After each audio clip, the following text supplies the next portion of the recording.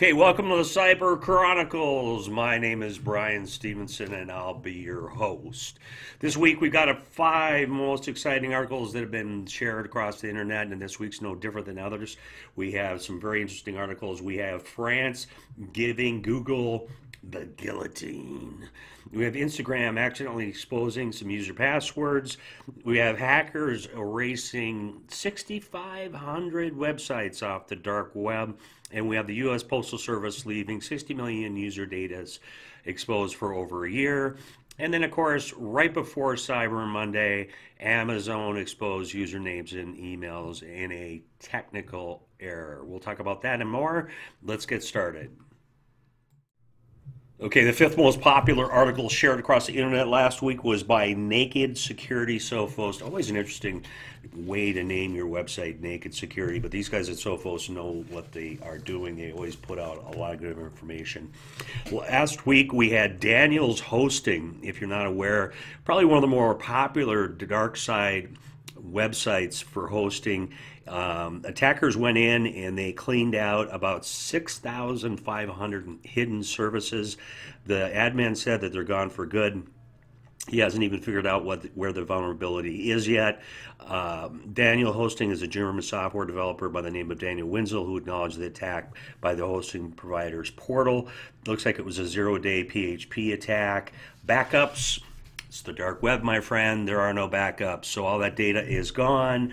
And so I guess lessons learned. Who cares? They took out 30% of the operational and activity hidden across Tor. So 650 websites had the title site hosted by Daniels hosting services. Most, over 4,900, were in English, 54 in Russian, 2 were in Portuguese. You can read the article on Sophos blog posting. We'll have the link down below, but interesting dark web hosting site. 65 websites got demolished. We'll get on to our fourth most popular article of the week. Okay, our fourth most popular website article, they're all website articles, for God's sakes. God, it's early, it's Saturday, and I'm tired. By the Hacker News, our friends by the Hacker News, Instagram accidentally exposed some users' passwords in plain text. This is something that they were trying to do a nice thing by downloading your data, but by doing it, the copy of the data was shared on the social media platform, including photos, comments, posts, and other information that they shared on the information.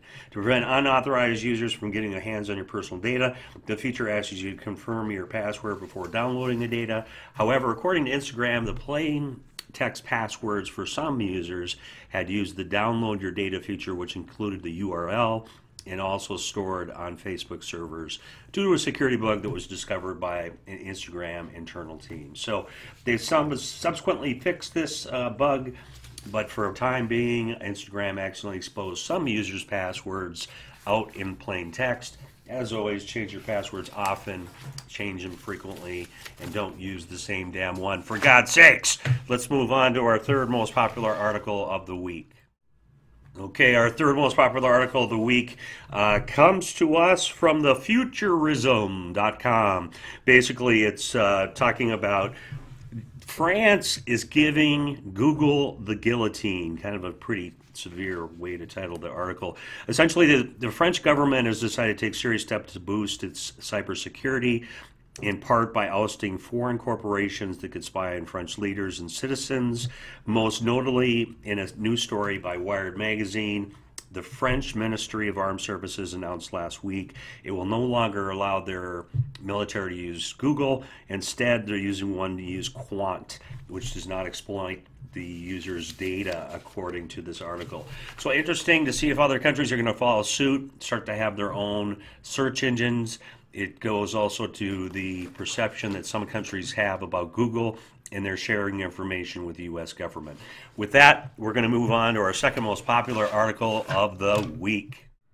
Okay, our second most popular article of the week is the U.S. Postal Service left 60 million users' data exposed for over a year. I kind of find this ironic, as last week there was a senator who proposed a bill that said CFOs and CSOs and CTOs could face jail time if they don't let people know there's been a breach. And of course, this is the federal government, and they've had 60 million users with any one account on the USPS website. Looks like there's a weakness in the programming in the API, which allows the user's data to be compromised. The first time this was talked about was White Hat Security told the Hacker News. It's insecure down to the premise of the Uber connectivity that helps it establish. To avoid similar flaws, government agencies and companies must be proactive, not just reactive to application security. But is it worrisome?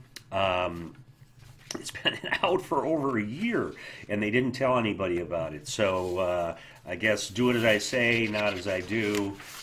U.S. government, that was our second most popular article of the week. Okay, we're cooking with gas here today, kids. Just want to thank our sponsors, Focus Point Technologies, the greatest VAR in the Midwest, located in Minneapolis, Minnesota. If you have any cybersecurity needs, pick up the goddamn phone and call them, 651-330-5521. Also like to thank Fortinet, like to thank Komodo, and like to thank FireEye for their sponsorship of this podcast. With that, we're going to have a little brief message from one of our sponsors. Focus Point Technologies is a woman-owned cybersecurity solutions provider. We are headquartered in Minnesota, and we have a unique approach. Our Security Technology Optimization Program, or STOP as we like to call it, takes a look at unused and overlapping functionality in the tool sets that you already own with the goal of lessening the number of vendors in your environment and saving your organization money. Give us a call at 651-330-5521. Okay, you can't make this stuff up. That's why cybersecurity is almost like bizarre. So the worst possible time you can have a breach is before Cyber Monday, and Amazon exposed usernames and emails in a technical error. They didn't expose passwords, so don't worry about that. But some Amazon customers received an email from the company telling their names and usernames have been exposed due to a technical error, and some of them were shared on social media on Wednesday. You can see it in the article by CNBC. People shared their Twitter feeds and stuff like that of the emails they received by Amazon. It said it's not necessary to reset your password because it's not a result of anything that you've done. It's just your username, which most people use their email address anyway, which again is a bad practice. If you can get away from using your username as your email address, we highly encourage that. So that was our news for the week. As always, we appreciate you watching the Cyber Chronicles. Please subscribe if you haven't done so before, and take care, and of course, be safe.